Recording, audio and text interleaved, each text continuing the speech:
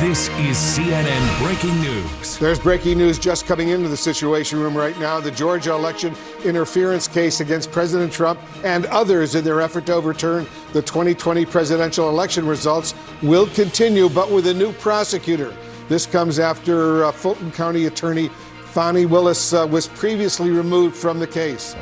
Let's go live right now to CNN crime and justice correspondent Caitlin Polantz. She's got all the breaking details. Caitlin.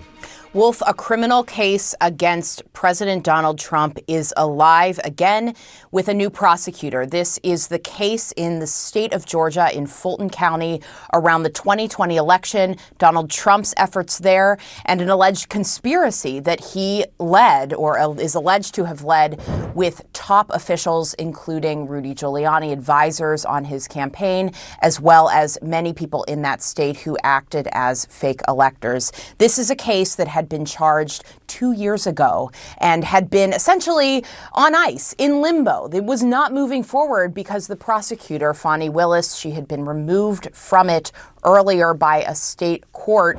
All right, so buckle up, because what just happened on Capitol Hill is absolutely insane. We're talking full-scale congressional meltdown, shouting matches, emergency resolutions, bipartisan fury, the whole 9 yards, and at the center of it all, Trump allies who straight up ignored direct orders from Congress and federal courts. Yeah, you heard that right. Subpoenas, ignored judicial injunctions, ignored congressional demands for documents and testimony, completely blown off. And now Congress, including a growing number of Republicans, is absolutely losing it. They're talking about contempt proceedings, criminal referrals, emergency enforcement measures. This is not normal political drama. This is a full-blown constitutional crisis playing out in real time. And the implications are absolutely terrifying. But before we go any further, real quick, let's be honest, you can't really trust headlines anymore. That's why we built Pump Politics to bring you real stories, real context, and no corporate spin. If you want to stay ahead of the headlines, join our free newsletter. We'll send the news straight to your inbox every day. Just click the link in the description to join. And if you just want to support what we're doing, join us, be part of the community that actually cares about the truth. All right, let's get back to the video. However, there was a deadline given by a judge to find another prosecutor, and indeed one has shown up. It is the person that was charged with trying to figure out who was going to prosecute this case. I want to read a little about that prosecutor now, what he is thinking. His name is Peter Skandalakis.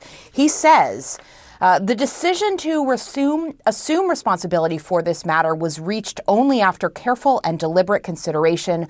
While it would have been simple to allow the prior judge's deadline to lapse or to inform the court that no conflict prosecutor could be secured, thereby allowing the case to be dismissed for want of prosecution, I did not believe that to be the right course of action. So here's what went down. Over the past several months, from March all the way through November 2025, Trump administration officials and Trump-aligned lawmakers have been systematically refusing to comply with congressional oversight. We're talking subpoenas for testimony that never happened, document requests that went completely unanswered, officials who were ordered to appear before committees and just didn't show up. And when Congress pushed back, when they demanded compliance, you know what the Trump camp said? They cited executive privilege. They claimed that federal court orders no longer apply because executive action overrides them. Let that sink in for a second. They're literally arguing that the president can ignore court orders, that executive authority trumps judicial authority. That's not how our government works. That's not how the Constitution works. But apparently, some Trump allies either don't know that or don't care. In Congress, oh man, they are furious. And I'm not just talking about Democrats here. I'm talking about Republicans too. Key Republicans who are looking at what their own party is doing and saying, whoa, hold on, this is too far. This crosses a line. Because what we're seeing is not just political hardball. It's not just aggressive use of executive power. It's open defiance of constitutional checks and balances. It's Trump allies and administration officials saying we don't have to answer to Congress. We don't have to answer to the courts. We only answer to the president. And if you understand anything about how American government is supposed to work, you know that's a recipe for disaster. That's how democracies die. That's how you get authoritarianism. When one branch of government can just ignore the other two, the whole system collapses. So Congress erupted, and I mean really erupted, in what multiple sources are calling a historically rare display of unity. Lawmakers from both parties backed new enforcement measures. They passed emergency resolutions. They warned that unchecked lawlessness would destroy the balance of powers. They said that if this continues, if Trump officials can ignore subpoenas and court orders with no consequences, if future presidents will do the same thing, And then we don't have checks and balances anymore. We don't have separation of powers. We just have whatever the president says goes. And that's not a democracy. That's something else entirely. Now, here's where it gets even crazier. Some Trump allies aren't even trying to hide what they're doing. They're openly calling for ignoring federal court orders. They're going on TV, going on social media, saying the administration is acting lawfully in cases of national emergency or national security, so court orders don't apply. They're framing this as the president being strong and decisive, as him doing what needs to be done to protect the country. But critics, and this includes a lot of legal experts and constitutional scholars, are calling it what it is: flagrant contempt, a direct threat to American democracy, an attempt to consolidate power by ignoring every institution designed to check that power. And the thing is, this isn't happening in a vacuum. This is all playing out while Congress is dealing with a government funding showdown, major foreign policy decisions, and Trump's expanded use of executive authority on everything from immigration to military deployments to economic policy.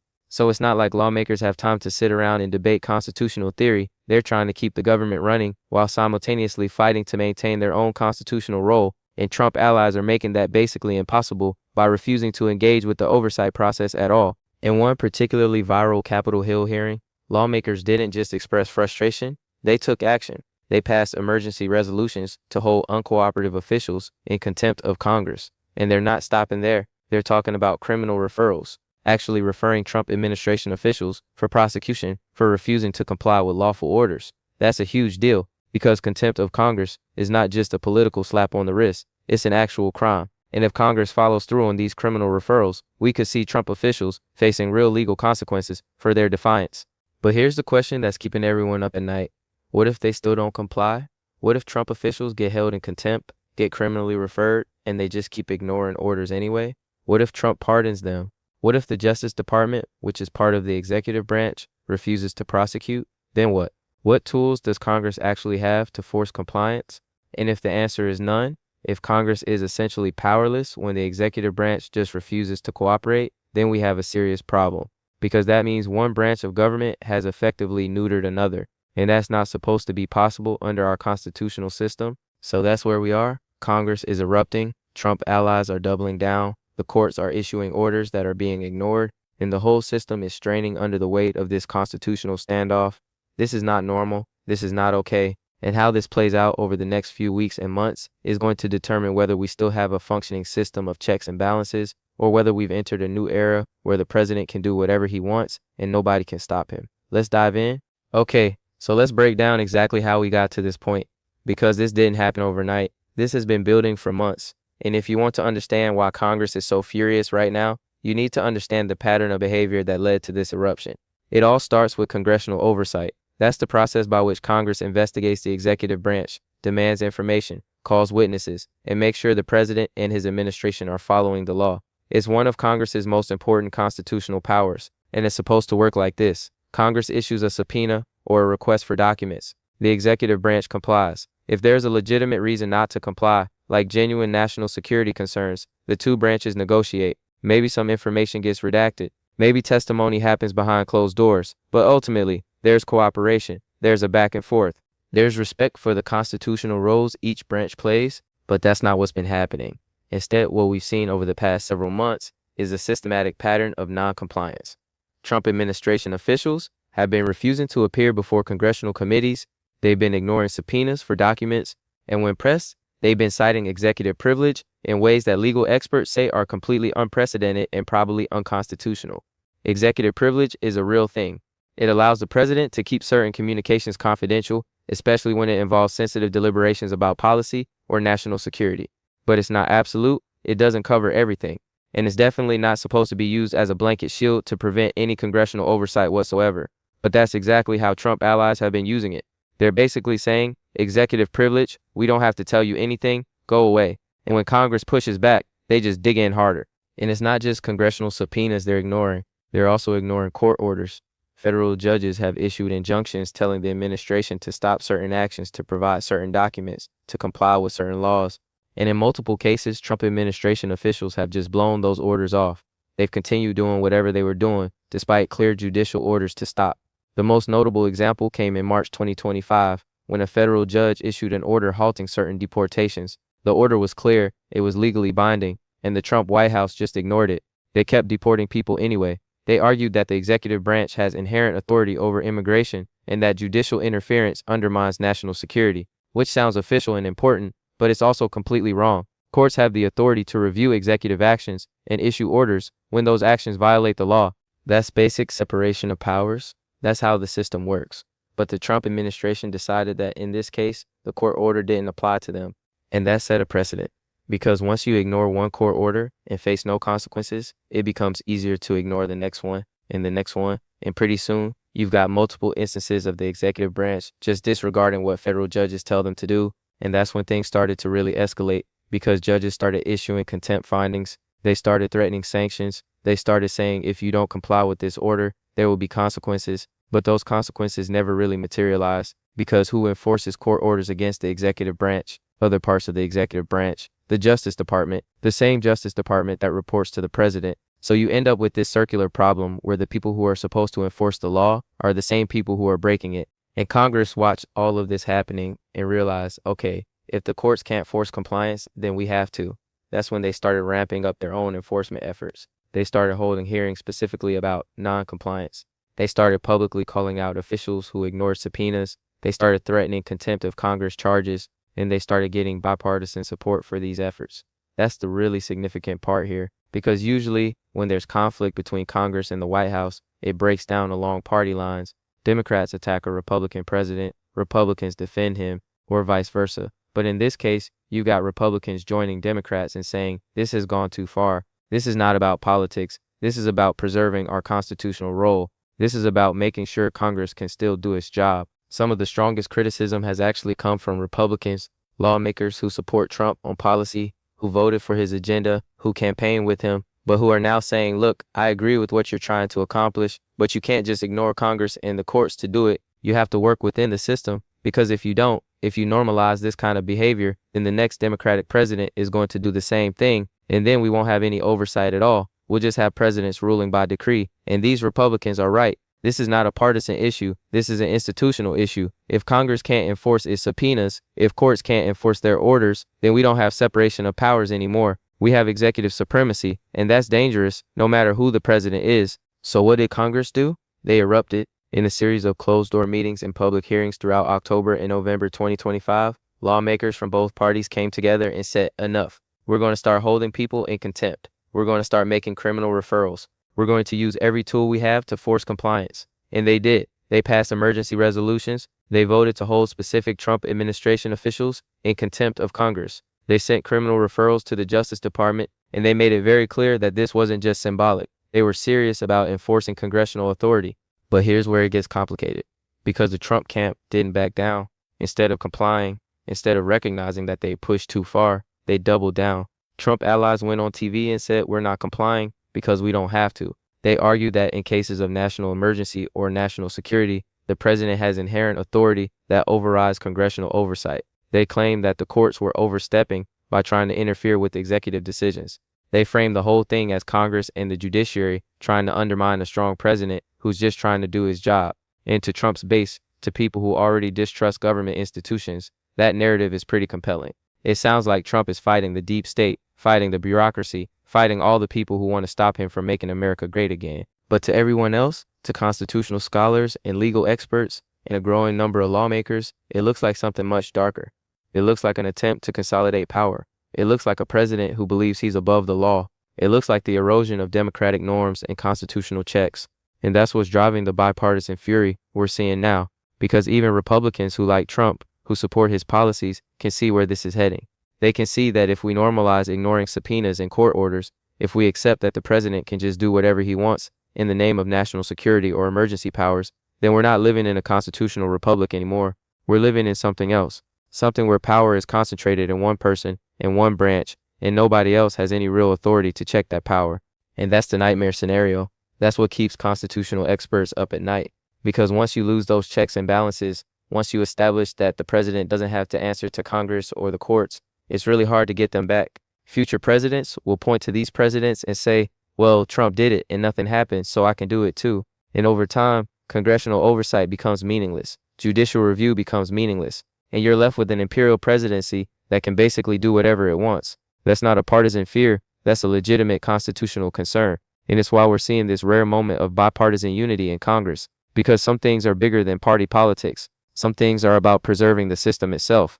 All right, let's break this down into the key points you need to understand, because there's a lot of noise and confusion around this story, and it's important to cut through all that and see what's really at stake here. Point number one, Trump allies are systematically ignoring congressional subpoenas and court orders. This is not an isolated incident. This is not one rogue official making a bad decision. This is a pattern. Multiple officials, multiple instances, multiple months of consistent non-compliance with lawful orders from both Congress and federal courts. And they're not even being subtle about it. They're openly saying they don't have to comply. They're citing executive privilege and national security and emergency powers as justification for ignoring the other branches of government. That's unprecedented. That's not how things have worked in American history. Even in previous administrations that fought with Congress or disagreed with court rulings, there was still ultimately some level of compliance. There was still recognition that the other branches had legitimate authority. But here, we're seeing complete defiance. Point number two, this has created a rare moment of bipartisan unity in Congress, and that's significant. Because Congress has been deeply divided for years, Republicans and Democrats can't agree on anything. But this has brought them together, because lawmakers on both sides recognize that this isn't just about Trump. This isn't just about whether you like or dislike his policies. This is about whether Congress as an institution has any power at all. If the executive branch can just ignore congressional subpoenas with no consequences, then what's the point of congressional oversight? What's the point of investigations? What's the point of checks and balances? Republicans who are supporting these enforcement measures aren't betraying Trump. They're defending their own institutional role. They're saying, I'm a member of Congress, and I'm not going to sit here and watch the executive branch make my job irrelevant. Point number three. The legal arguments being used by Trump allies are extremely problematic. They're arguing that executive action overrides court orders, that in cases of national emergency or national security, the president has inherent authority that can't be checked by judges or Congress. But that's not what the Constitution says. The Constitution creates three co-equal branches. It gives each branch specific powers and specific limits. The president is powerful, yes. The president has significant authority, especially in areas like foreign policy and national security. But that authority is not unlimited. It's not absolute. Courts can still review executive actions to make sure they comply with the law. Congress can still investigate to make sure the executive branch isn't abusing its power. Those checks exist for a reason. They exist because the founders understood that concentrated power is dangerous. They understood that no one person or branch should have all the authority. So when Trump allies argue that the president can ignore the other branches in the name of national security, they're essentially arguing for a form of government that the Constitution explicitly rejects. Point number four, Congress is using real enforcement mechanisms, not just symbolic gestures. They're holding officials in contempt of Congress. They're making criminal referrals. They're passing emergency resolutions. These are serious actions with potentially serious consequences. Contempt of Congress is an actual crime. It can carry fines and even jail time. Now, whether those consequences will actually be enforced is a different question, because the Justice Department, which would have to prosecute these cases, is part of the executive branch, and the executive branch is run by the same people who are being held in contempt. So there's a real possibility that nothing happens, that the criminal referrals just sit on someone's desk and gather dust. But the fact that Congress is taking these steps anyway shows how seriously they're treating this. They're willing to go on record to use their most powerful enforcement tools, even if there's a chance those tools won't work. Point number five, this is setting dangerous precedents for future administrations. That's what a lot of the Republican critics are worried about. They're saying, okay, maybe you support what Trump is doing right now. Maybe you think he's right to ignore certain court orders or refuse certain subpoenas. But what about the next president? What about when there's a Democratic president who decides they don't have to comply with Republican-led congressional investigations?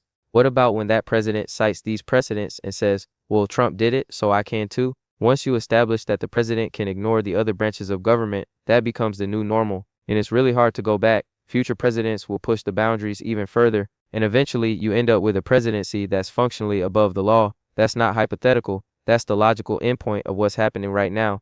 Point number six, the specific instances of non-compliance are alarming. We're not just talking about refusing to turn over some emails or delaying testimony by a few weeks. We're talking about ignoring court orders on deportations, refusing to provide documents related to major policy decisions, blowing off subpoenas for testimony about potential abuses of power. These are serious matters. These are things Congress and the courts have legitimate authority to investigate and oversee, and the Trump administration is treating them like they're optional, like congressional oversight is something you can just opt out of if it's inconvenient. That's not how it works. Or at least that's not how it's supposed to work. But it's becoming how it works. And that's the problem.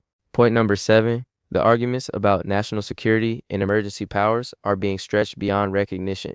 Yes, the president has broad authority in genuine emergencies. Yes, there are legitimate national security secrets that shouldn't be shared publicly. But those exceptions are supposed to be narrow. They're supposed to apply to specific, clearly defined situations.